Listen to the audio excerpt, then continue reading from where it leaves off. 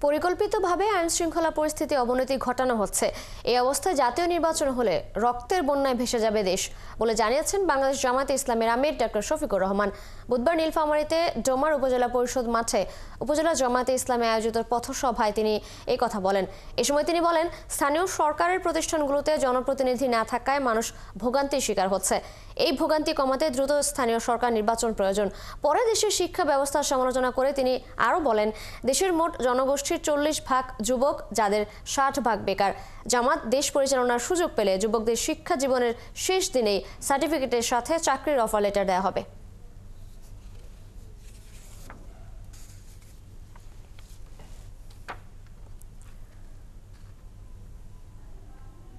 সকল যুক্তিতে স্থানীয় সরকার নির্বাচন অতি দ্রুত দিতে হবে। অবশ্যই জাতীয় নির্বাচনের জন্য গ্রহণযোগ্য সংস্কার হতে হবে, কারণ ওর মাধ্যমে সরকার গঠন হবে। এরাই দেশ চালাবে, দেশের নীতি পলিসি তৈরি করবে। এই জন্য আমার সহকর্মী বলেছেন, আমরা পিআর সিস্টেমের নির্বাচন চাই। যেই দল